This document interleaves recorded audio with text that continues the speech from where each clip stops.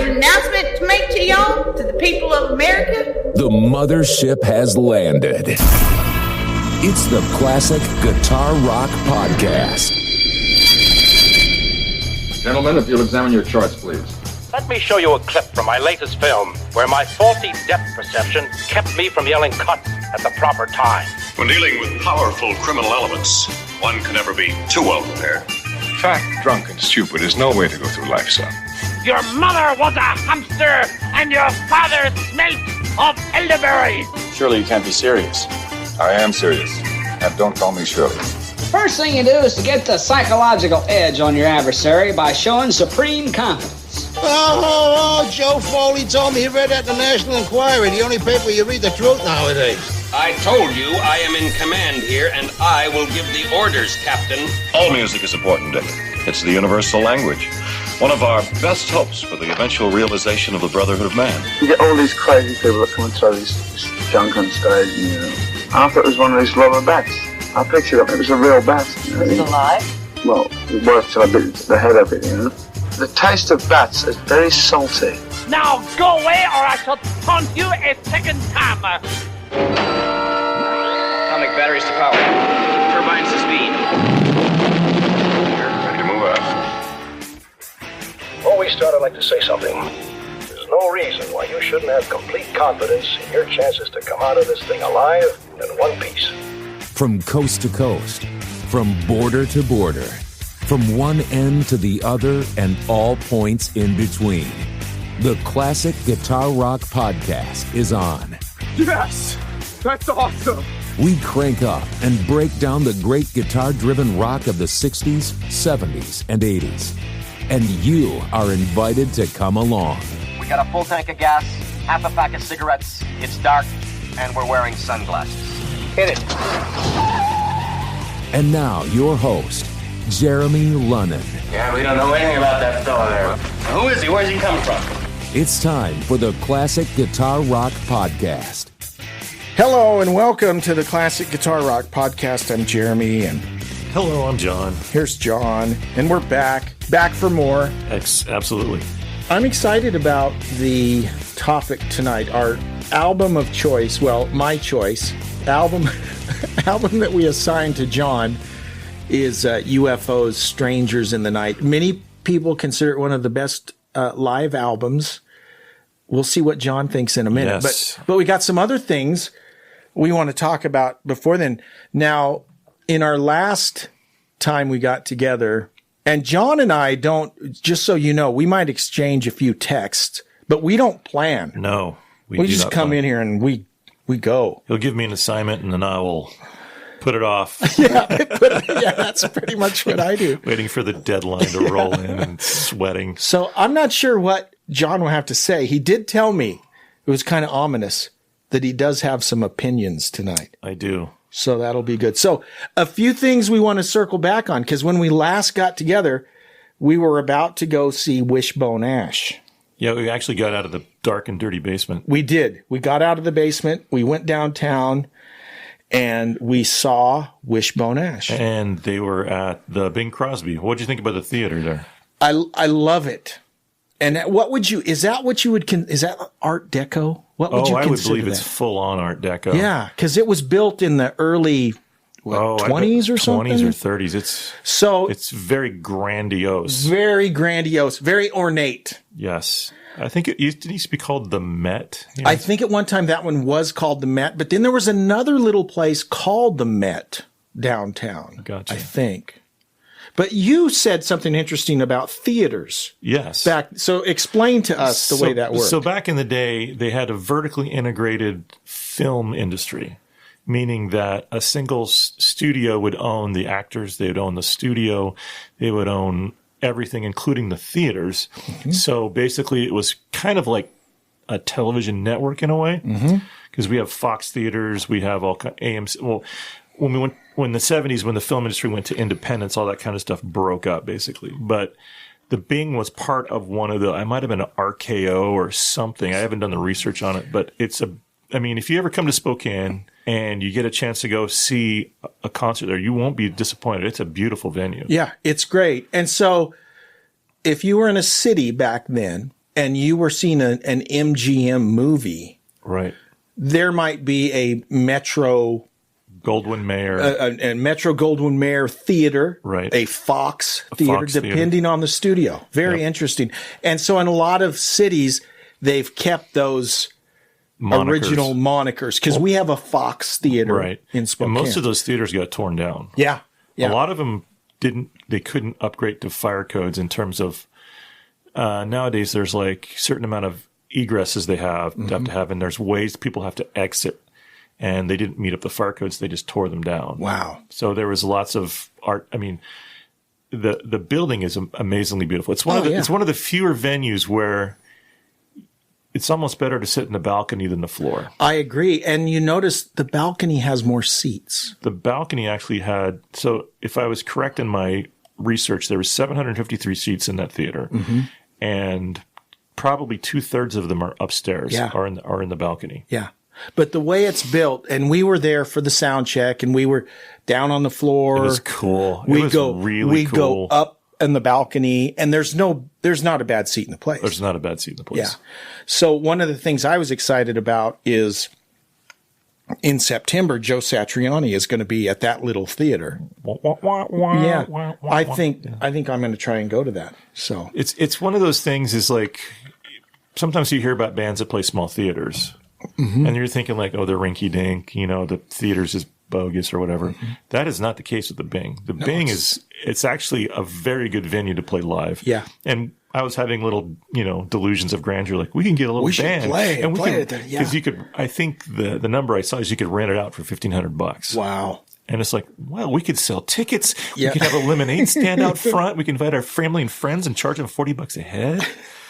It was fun. It was. It was a fun place. So we had fun. We went for the sound check. We met the promoter for Wishbone Ash, the guy named John, who got us in. Lovely really man. Nice guy. So we did the sound check. We went and had dinner. It was fun. It was a fun time. It was a lovely date. It was a lovely date. Yes, we had a lovely date. What'd you think of the show? Now I know, John, this is not. You'd never listened to Argus. Right. No, so I've never listened to Argus. We gave him the assignment to listen to the album Argus before the concert. He went and saw the show. So from a performance standpoint, even if you aren't a huge fan of the band or whatever, what did you think? What were your thoughts of the show? So my opinion is, so in that venue, there's not a lot of light show.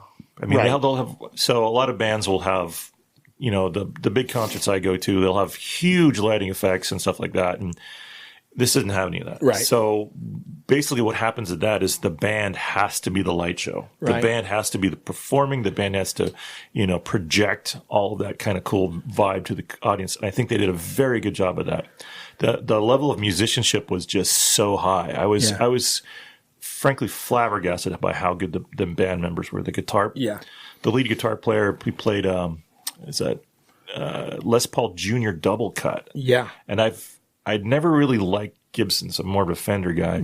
But in my mind, I was thinking during that show, like, I should probably look into getting one of those. It was a nice one. He was a nice guitar, but he only played one guitar all night. That guitar stayed in tune.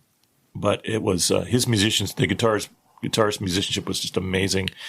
And the bass player, I was surprised how good he was. Yeah.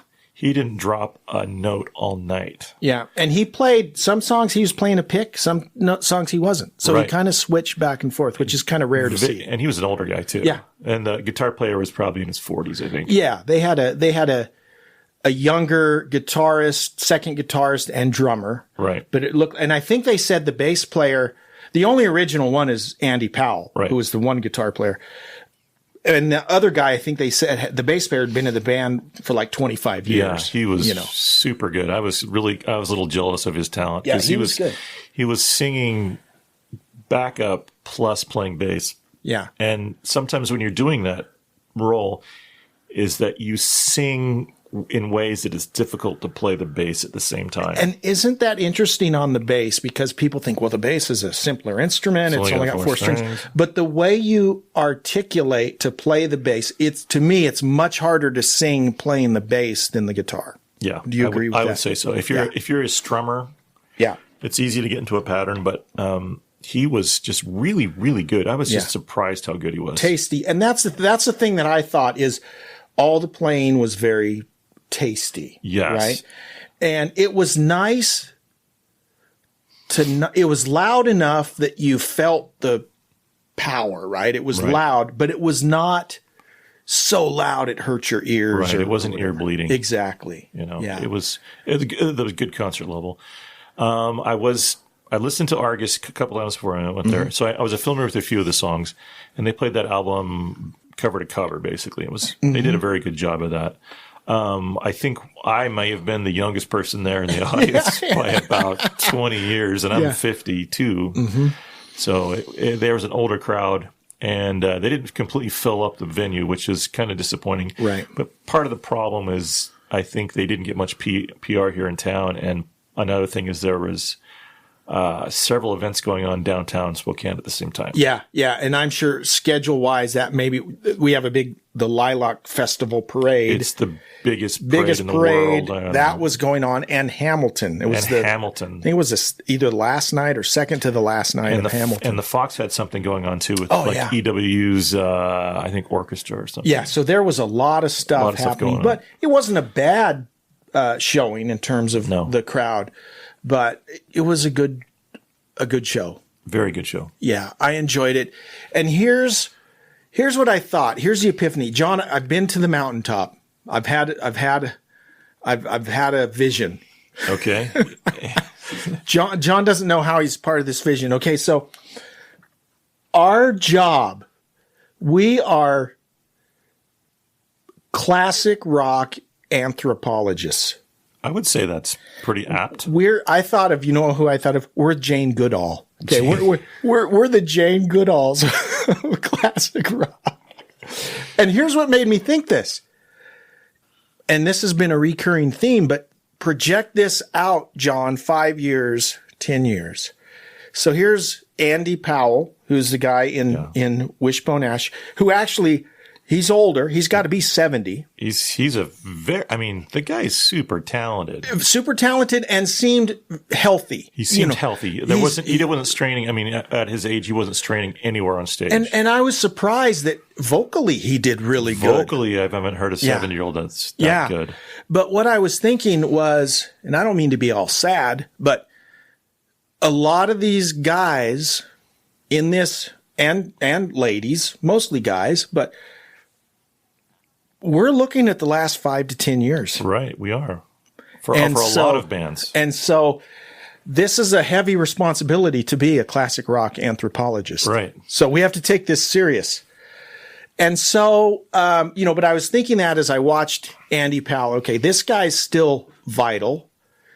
Sammy Hagar still has a few years left, interviewing Graham Bonnet. He's 75 years old. Does he have another 10 years? Probably not. David Coverdale, 70 years old. Oh, he's that old, huh?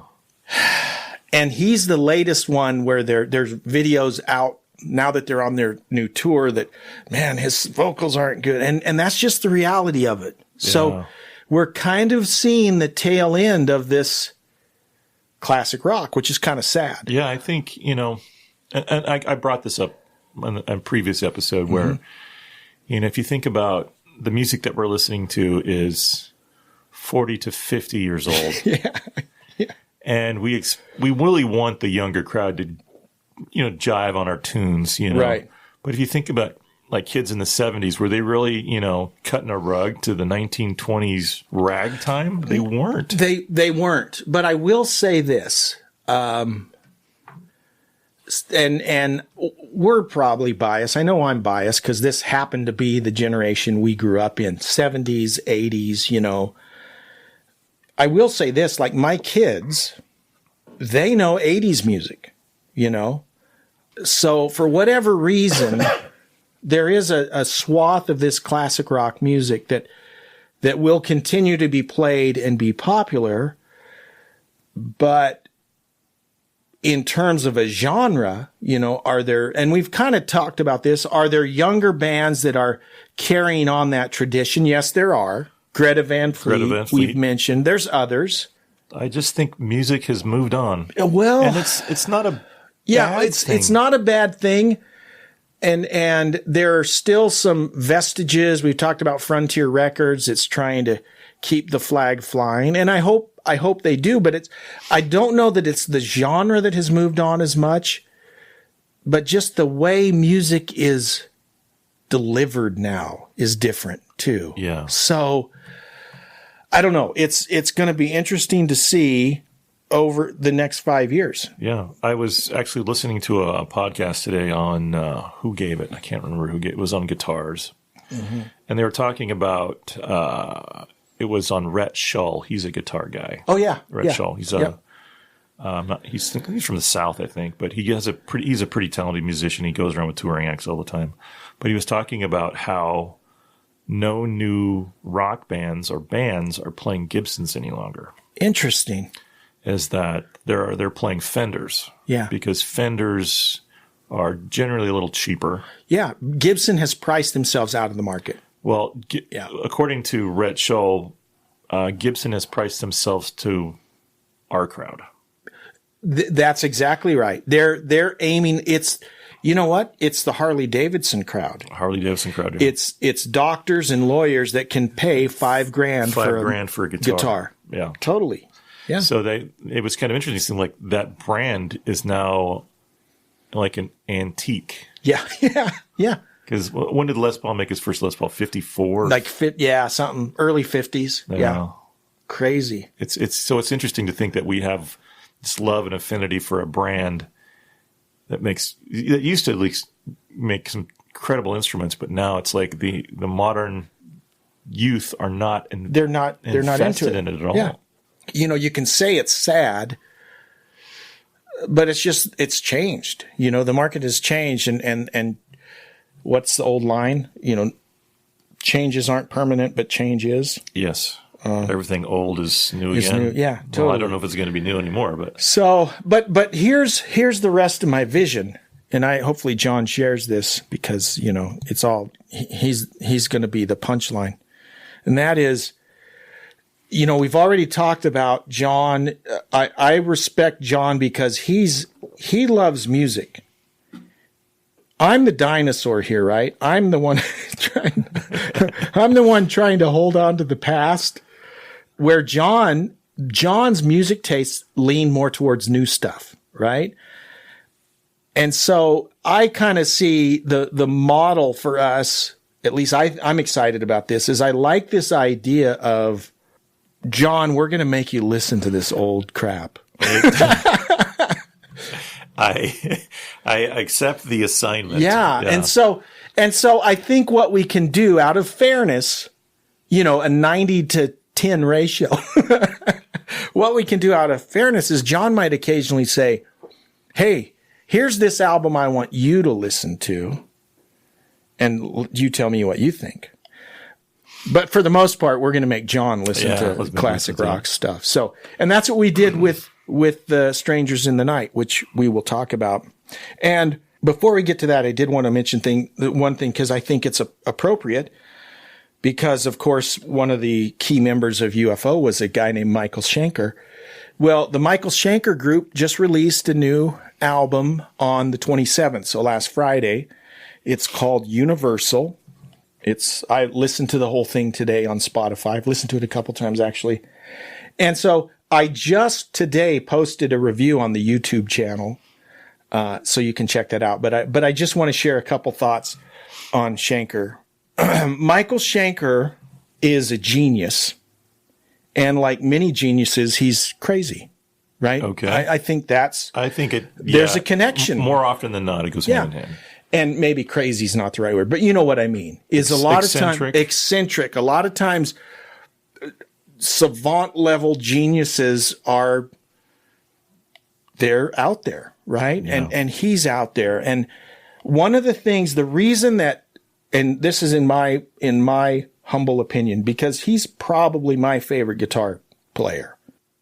He has never had two albums, two contiguous, consecutive, that's the word. He has never had two consecutive albums with the same lineup. Interesting. Never. Okay. Now, I could be wrong. The first album, the first MSG album in 80 and then the one in 81 might have had the same lineup, but I think at least one person had to change. But my point is, the new album, it's called the Michael Schenker Group, but every single song, with the exception of one, says, song titled in Michael Schenker Group featuring Barry Sparks or featuring Brian Tichy or featuring Tony Carey. And the point is, Michael Schenker never has the same lineup. So is he kind of like Eric Clapton in that regard? Like every album has to be different? Or is he recreating the same sonic sound every time? I don't know what it is. I think he just works with a bunch of different people. Sorry, I'm drinking a pop and I'm going to belch. I don't want to do that. So he just works with a bunch of different people all of the time, to the point though that if you trace his career, he's probably had 12 different singers. Oh, really? How do you build a fan base without some kind of identity, especially in the vocal department? I mean, if you're switching drummers, it's probably not that big a deal. Nothing against drummers, but the reality is it's the singer that most people, especially unless they're, guitar nerds, it's the singers that most people recognize right. and hear. If you have a different singer on every album, how are you ever going to get traction? Right. And that's been his MO forever. Yeah, same with Van Halen and Gary Sharon. Well, yeah. That's their third singer, Yeah. And nobody adopted that guy. No one did, and to be honest, they did have the one album with Roth after Gary Sharon, but that was really the end once Gary Sharon came in, far as, putting out new stuff, but multiply that by 5 with Schenker, because he's had even more lead singers. And so he's got this new singer now, but you can't even say that. Well, who is the lead? And that was the thing that gets me is if every single song is featuring someone, then who the heck is in the Michael Schenker Group? Right. I mean, you don't even, Michael's there, but who's the drummer of the Michael Schenker Group? Well, on this song, it's Brian Tichy. On this song, it's Simon Phillips. On this. So that's frustrating to me. Find a singer, keep him. They got this guy, Ronnie Romero, who's kind of like the Michael Schenker in the singing world.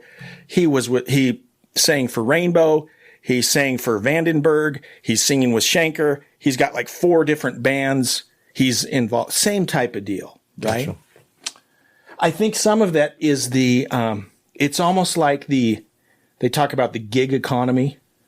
It's almost like the gig economy in music. Oh. And there are so many of these albums now. Frontiers is the main one, where they will make albums where the guys never even meet. They're not in the same room together. No. They just record their parts, send it off, put it all together. Let's put a CD out, and they sell it. Right. I think that's a lot of it, too. So, anyways. So, did they sell quite a bit? I mean, what's the break even? 500,000? Or can they push 500,000 albums? That's a good question. I got to believe most people are just streaming now. Yeah. I don't know how many people actually buy a record. So, who makes the money now? Is it just the venture capitalists that rake in the higher valuation of their stock because they got a new artist on there? Or? That's a good question. You know what? We should find out. Yeah. We should get a record company person on. That would be great. And say, how do artists, I know this. I know that artists make hardly nothing from streaming. Nothing. It's like a quadrillionth of a penny per play. Oh yeah. It's ridiculous. It's ridiculous. And I've seen videos on YouTube where people will say, okay, here's my song that was on iTunes and Spotify, and I got 500,000 plays. Here's what I made. Right. And it'll be like $200 or so. And I'm just making that. I'm pulling that. But it's ridiculously it's horrendous. Small. Yeah. So I just don't know who's making. I guess it must be Spotify that's making the money. The streaming services. The record companies must be making money, or they wouldn't be doing it. Right. But I think, it's again another example. The marketplace has just changed. That's the way it is. I think the record companies are playing it much, much, much safer than they used to play it. Oh yeah. And at least from what I understand is that the contracts are different now. So it used to be that an artist would, cut a record, they'd get an advance, and then they would go on tour to promote the album. And that they had they would get whatever merch that they made up and sold, they would get that. They would get their concert money. They would get the meet and greet, whatever they had that. Mm-hmm. There'd be all these lines of extra income for a concert. So the concert basically became like a gravy train for artists. Mm-hmm. And I think the recent contracts is the record company owns a piece of everything, including their social media. So the record company might say, I want you to drink a Pepsi today and take a photo of you with it. Yeah. It's in your contract because we told you to do it. Yeah. So it's very strange. But the flip side is like, you don't really need a record label anymore. Well, and that's the thing. And we talked about it before. And the first example that comes to mind is Billie Eilish. Billie Eilish and her brother, whatever his name is, who never gets any credit, but I think he had a lot to do with it. Right. They literally produced her first album in the bedroom. Right. I mean, he did everything. So on the one hand, the record companies have less power because that's one thing, technology and the internet, that has democratized this whole, we've said this before. The good news is anyone that wants to produce an album can produce an album. Absolutely. The bad news is anyone that wants to produce an album can produce an album. But it's changed it. And so all of these legacy artists that were they would do an album and do a tour, an album and a tour. It doesn't work that way. It doesn't work that way anymore. Yeah. I mean, as we mentioned earlier in the conversation on this podcast, was that I thought about renting out the venue because that'd be kind of fun to do, have a concert, but that's, $1,800 is not a lot of money in terms of concert stuff. So you could theoretically, if you could get some funding, let's say you get $10,000 from your dad, you could go on tour. Yeah, you could. Well, so let's think about Wishbone Ash. Gotcha. And we should probably move on, but this is very interesting. So here's Wishbone Ash, not a top tier band. I hadn't heard of them. Well, you're perfect. Most people haven't, right? Doesn't mean they're not good, but they're just not. They're a not a top tier performer. So they're doing a club tour, right? And they had a number of dates up the West Coast. They were in Portland and Tacoma and Spokane, and they were some California dates. So probably 15 West Coast dates over a 2-week period, right, or 3 weeks. And let's say it costs them $1,800 or $2,000 to rent the venue. I don't know if that includes your sound engineer, if that's part of that cost. Yeah, I think there might be some more added costs and security. You got to think about your hotel, everything you're eating, all of that stuff. What is the break-even point? How much do you have to sell at the Bing or any other club you're playing to break even? That's what I don't know. I mean, I'm sure they're not making a ton of money. Yeah. So that's why T-shirts cost so much at concerts, folks. Yeah, because I was like, how much are their T-shirts? They're still $70. Yeah, I think they had some that were $30. But at some concerts, you buy a hoodie, you're paying $200 for that thing. But anyways, fascinating. But again, as classic rock anthropologists, it's our job to examine and discuss, explore. Yes. When we come back, we're going to explore a great live album from 1979. It's UFO's Strangers in the Night. Stay put.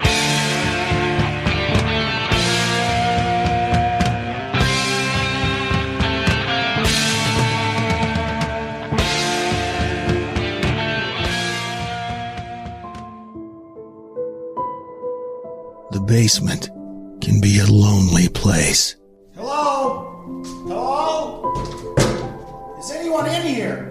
Yet, at the Classic Guitar Rock podcast, the basement is all that Jeremy and John have. Their wives don't want them geeking out on classic rock in the living room. Can you blame them? But you can help.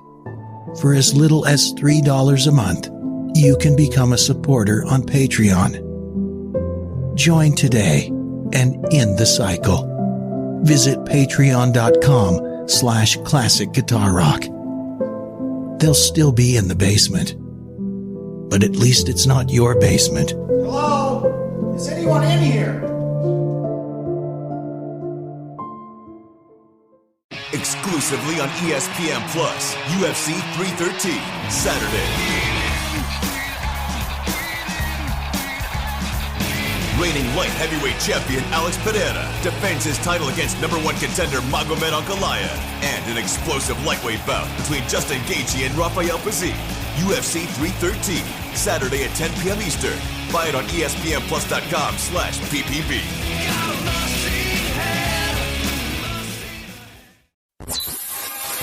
If it's too loud, you're too old. Well, let's be honest. You're probably too old anyway. The Classic Guitar Rock Podcast. Welcome back to the Classic Guitar Rock Podcast, your classic rock anthropologist. We need a stinger for that. Yeah, we should. We'll make that. Well, I want a big, like a plaque. Like a desk, like you've entered the office of exactly a rock guitar anthropologist. And there'll be like a skull sitting right there of some old British roadie who has died. Who's right there. That'd be just great. died in his service. He just died. Yeah. They put him in a flight case and they sent him home. That's right. Okay, so if you recall, last week, John bravely took on the challenge to listen to what I consider, I don't want to influence John in any way, but I do consider Strangers in the Night one of the greatest live rock albums. It's my personal favorite. And so we gave John the assignment to check it out. So without any further ado, and he has opinions. I have opinions. I hope I don't. Okay, we're ready. They're just opinions. They're like, there's an old adage what opinions are like. Yeah, we've all got them. We've all got them, and they all stink. Yes. So, Strangers in the Night, I listened to it 3 times over the course of 3 days. Good. And I listened to the 2008 remastered. That was the one that was earliest available on Spotify. So Gotcha. I'm listening on Spotify. So it has how many tracks on it here? It has 16 tracks, and you mentioned that he has. Yeah, I brought the actual. He's got the actual album right in front of him. here, and so here, let me just interject. This is the good and bad about the digital age, about Spotify. I mean, who's going to complain about extra material? Well, me, apparently, because that's what I'm going to complain. Because I'm used to this with 13 tracks, I think is what's on a double album set, 13 tracks. You're used to the track order and all of this. Then all of a sudden you go on Spotify and there's, depending on the version you're looking at, there might be 15 tracks, there might be 18 tracks. They're throwing in all this extra stuff. And it looked like on Spotify there was also a 2020 remaster. So I'm not sure why they keep remastering it. I'm not sure. And that's the thing I made this, one of these episodes I was talking about some of these bands, UFO kind of not as bad. You know who's terrible about it is Deep Purple and Rainbow. It's like they apparently recorded every single performance they've ever had and then made an album out of it. If you want to have like a field trip of scrolling. Oh, yes. Yes does the same thing, yes, by the way. Come on just to the UFO page on Spotify, and there's a couple albums that have 35 tracks. Yeah. At least the Spotify albums where there's 10 different versions of the live. So when I went back and bought the Phenomenon UFO album, you know, you can get it on the 180 gram vinyl. Now that I'm a vinyl snob and I buy the vinyl, well, you get that was a 1 disc record, right? Well, there's a second disc, which is a live show from somewhere so they give you this bonus record too. And so on the one hand, yeah, it's cool because you get extra material, but it's also like, dude, which is the definitive version of Lights Out that I should be listening to? There's like 10 different versions. Maybe it's evolving. Maybe it's like everything else on the internet, just getting bigger and bigger each time. Bigger and bigger. So I listened to this album through headphones. Maybe that's important. I don't have a hi-fi system in here. I do have some studio monitors, but I listened to it entirely on headphones, some decent quality AKGs. And it was actually, I was surprised how good the musicianship was. And I had a little problem with the mix, the 2008 version. It seemed like with modern mixing in a studio, you can really hear separation between the parts. Mm-hmm. You can hear the drums, you can hear each guitar. And on this live album, I heard a lot of, I didn't hear a lot of separation between the instruments. So it's hard to really pick out what each instrument particularly sounded like. That was one of the problems I had with it. But the musicianship was very good. And I grew up on pop music, so I'm looking for a hook. I'm looking, and I think only one or two songs had those for me. Right. So the rest of the songs, I was like, I know what this is. It's driving rock. It's driving arena rock. So, and UFO's music in particular, it's very built on an 8-bar. Yeah. Or, pardon me, on 2 bars, 8-beat. 1, 2, 3, 4, 2, 2, 3, 4. And to make it driving, they always have, so on the kick, a kick drum guy, he puts a kick on the 7.5 beat. Da-dum, da-dum. So boom, 2, 3, 4, ba-dum, 2, 3, 4, boom, boom, 2, 3, boom, boom. So that was that whole drive. I heard that over and over again. Driving, yeah. Driving. It's that driving. So that figure, that note right before the beat, right before the bar line, propels that song. So I noticed that on every. And another thing I was thinking about is gear. Mm-hmm. So I heard that. I think both of the guitar players are playing Les Pauls through Marshalls. Yeah, because they sounded. I think so. They sounded very, very similar, and they weren't really panned well. Right. So I couldn't really tell who was playing what. But I really noticed the keyboard. Mm-hmm. So back in the day, if you wanted to have an electric piano sound, you brought an electric piano with you. Right. And if you wanted to have a B3 with you, you brought a B3, a Hammond B3 organ with a giant speaker cabinet with it, a Leslie cabinet. And then you brought a bunch of synthesizers too. So I'm thinking on this scene, I could visualize how much gear the keyboardist has. Mm-hmm. And it's he must have had a separate truck to haul all this stuff. Right. But there was you could definitely hear like a Fender Rhodes sound, like an electric piano, kind of more of a funky kind of on a few songs. And I heard the B3 on a few songs. I heard synths, and I heard, I think I might have even heard a piano too. There's some piano in there, and acoustic piano, and some. It's got to be a synth, but a lot of string type arrangements that's coming from some type. So here's the thing that maybe you don't know, John. Tell me. Paul Raymond, who actually went on to be in the Michael Schenker group later. Paul Raymond, the second guitar you're hearing, is also the keyboard player. I did know. So, that's what I thought. If you notice, that's what I thought. Yeah, if you notice, you never hear a rhythm guitar and keys at the same time. I did notice that. Yeah. I was like, is this guy sitting out? Yeah. Maybe he's doing dual duty. Yeah. If he's playing keys and guitar, he's a fantastic musician. And he sings the other vocals you hear, any harmonies and stuff. It's Paul Raymond's like the secret weapon in UFO, I think. Yeah. Keys, rhythm guitar. He's a lefty too. And he's normally playing, you were right, either a Les Paul or Michael's playing a V, but gotcha. It's pretty much the same. People, don't accuse me of blasphemy, but you got humbuckers, it's pretty much sounds the same, a V and a Les Paul. But yeah, so Paul Raymond's either playing a Les Paul or I heard an acoustic guitar too. There's some acoustic guitar, and might be playing, you mentioned the Wishbone Ash guy, a Les Paul Jr. He plays Les Paul Jr. a lot too. Yeah. Yeah, I was really impressed by it felt like it was one continuous take.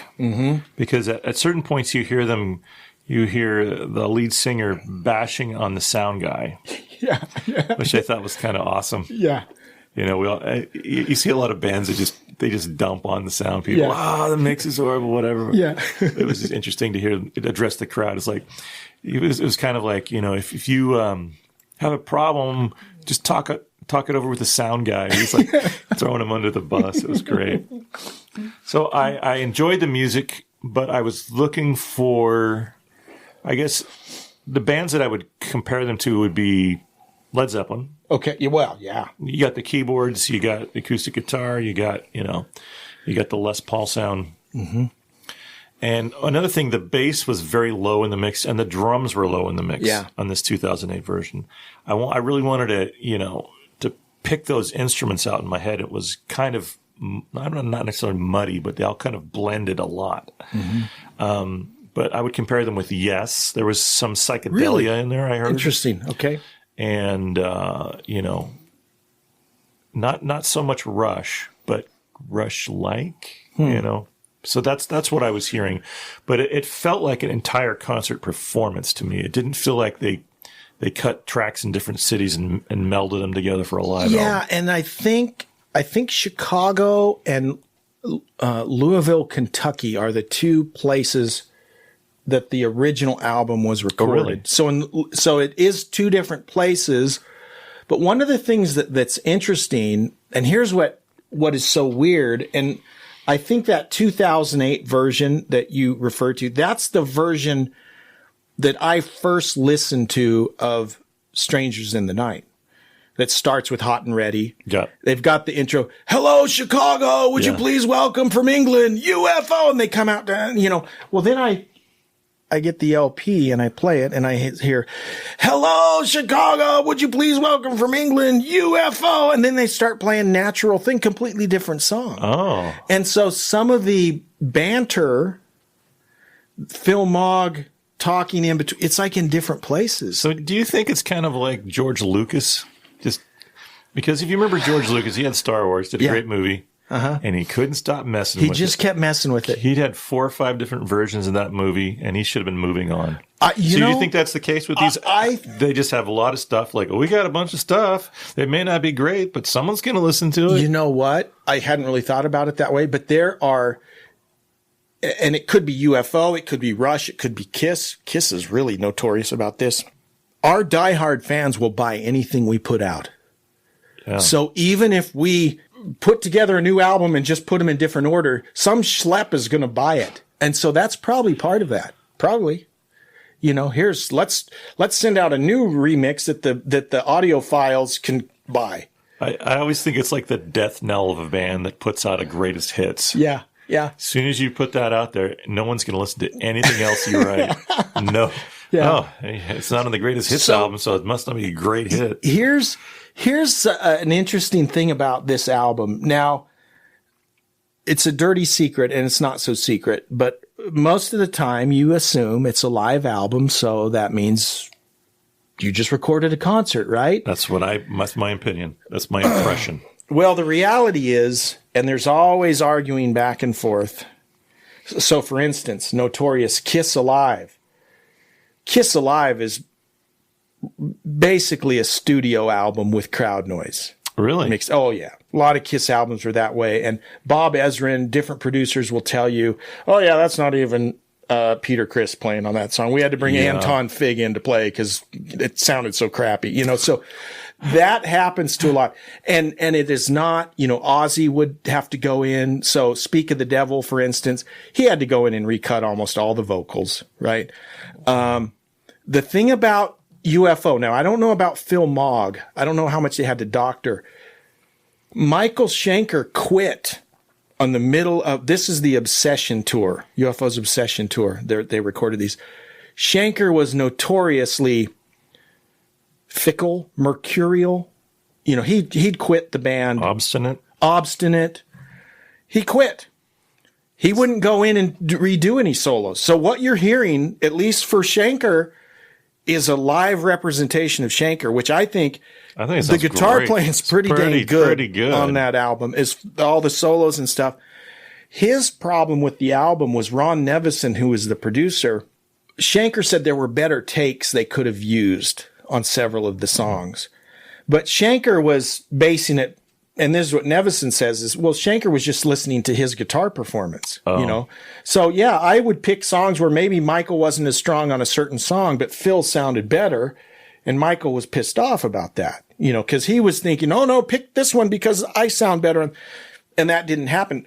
That being said, I think Schenker sounds pretty dang good on this album. Every instrument sounds really good. I think it sounds good. Now, you only listened a few times, but for my money, it's funny I choose this, but there's a ballad on there called Love to Love. Is that the one with the acoustic guitar? It's got acoustic guitar and piano. It's a beautiful song. The arrangement's very pretty.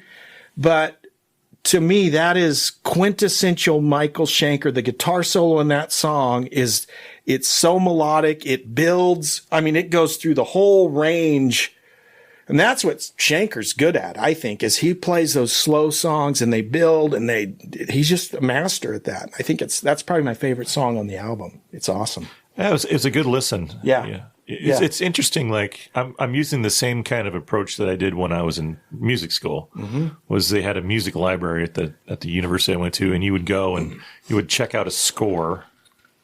Wow. So you would see like, you know, basically a book of music, you know, like a big coffee table book full of music. And you would listen to it through those old, like Cold War era headphones with the Cold War era record players, you know, the ones that could, you know, that you'll find in a bunker. Mm-hmm. You listen to them and you'd follow along with the score. Mm-hmm. And so that's kind of my approach was to listen to, like, I'm listening for the instrumentation, the musicality, the musicianship, you know, all those kind of things. Yeah. And one thing I kind of wish, you know, that was the time of really experimental albums. You could almost do anything. I wanted to kind of feel a story a little bit more than I did. Yeah. It's interesting on a live album too. If you're making an album, right? And think about albums we've covered. We've talked about Dark Side for sure. Probably some I don't want to necessarily say concept albums, but there are a lot of albums that in the context of a studio album, you never really think about how much thought goes into the order of the songs. And yes. And sometimes it is a theme. And so they have to go in a certain order. I wonder how hard that is to pull off live when at a concert, it's maybe fans are expecting a little different experience, right? Right. Especially if it's a band that's got multiple albums out. They're going to be drawing, they can't play everything. Right. But that's a good point, you know? And one of my pet peeves when I go to these concerts is when the lead singer doesn't sing and he lets the crowd sing. Oh, that pisses me off. That really, really irritates me because I want to hear them sing. You know, I don't want to hear you know, if we're singing along, the lead singer should be like, oh my gosh, they're all behind me. Not just like, I'm not going to sing, you sing. And I'm paying you to sing, buddy. And it's always strategically the parts that are the hardest for the lead singer to sing. Oh, yeah. He holds it up and says, you sing. Yeah, I completely agree. And I don't know. I want it to sound like the record. I do. Too. Give a guy a solo spot if you know, you want the guy to go show off his guitar chops or whatever, but I don't like it when they change the songs up. You know what I really hate more than anything? I know what you really hate. Well, this one thing I really hate. Judas Priest, the biggest guilty party, when they play the songs way too fast. Oh yeah. They just went. Elvis was terrible at that. Oh yeah. You know, it's like, I just want to get through this song, so let's play it twice as fast as we normally do. Or when they kind of mess with the audience, like, we're going to play Message in a Bottle in ragtime. Yeah. That blows. We're going to bring it down a little bit tonight, guys. We're going to... Yeah, no, don't bring it down. Just play it like the record. We're going to sing Hellbent for Leather as a ballad tonight. Yeah. You know, Hellbent for Leather. Yeah. Oh, but, you know, in their defense... They probably get bored of playing the same songs every night. They probably do. Michael Schenker has played every night of his life, Rock Bottom and Doctor Doctor. So yeah, I guess they might kind of get bored. Another thing I wanted to say about Michael Schenker, which is interesting, I talked about Wishbone Ash. One of the things we mentioned about Wishbone Ash was that they were really into the twin guitar. Yeah. A lot of harmonized parts, which was cool. And you know, by the way, I went back and listened to their latest album is Coat of Arms, which is like from 2020. It's really good. It's really good. What's my point there? My point is there's still some of these classic rock bands that are still putting out good albums. The Graham Bonnet album that just came out, it's a good album. The Michael Schenker album, even with the things I complained about, it's a good album. So there's still good stuff out there if you're a fan of that music. But Michael Schenker, especially in the early albums, you know, before they brought on a keyboard player who also played guitar, he was doing a lot of these harmonized guitar parts by himself, you know, where he'd double tracking, right? So, Doctor Doctor, you think about Doctor Doctor, which is a total So, for example, Iron Maiden sometimes will play Doctor Doctor. And Iron Maiden is, when I think of Iron Maiden, I think of the twin guitar. So harmonized guitar. Here's a twin guitar song that was written by one guy that, I don't know, he was kind of a pioneer in that field, even though he was the only guitar player, but he would write a lot of these harmonized guitar parts. Brian May, same thing. Brian May, Eagles, but Eagles actually had two guys to play them too. 3 guys, didn't Yeah, they? exactly. But this idea of Schenker, there's a whole interview where he's talking about how he came up with that lick on Doctor Doctor, that harmonized part, and doing it live. When Paul Raymond's there, when he's got another guitar player, they can harmonize. But there was a period of time, a couple albums, where it was just Schenker, and it's missing because he can't play both of those parts live. He didn't have the harmonizer. Yeah, guitar he didn't. pedal. He didn't have it back then, so you're just missing some of those things. So he would write these harmonized parts, but just wouldn't be able to pull them off live. But obviously, with Paul Raymond, you could do that. So it's a great album. I like it. I'm glad you liked it. It's a good listen. Yeah, and it's one, I think, as far as live rock albums go. And these are all snapshots, right? And one of the things that John, you were very nice when you talked about, but one of the things that John mentioned about some of these songs earlier, which I actually agree, is from a songwriting standpoint, you could say this about UFO, you could say it about Wishbone Ash, you could definitely say it about a lot of the hard rock bands of the 70s and 80s, is the songwriting was just pretty one-dimensional. Yeah. I got the kind of the gist is that the musicianship and the talent and their ability to perform it may be greater than their songwriting ability. Yeah, and I think that's fair. That's fair. One thing by way of a little preview, I already sprung this on John.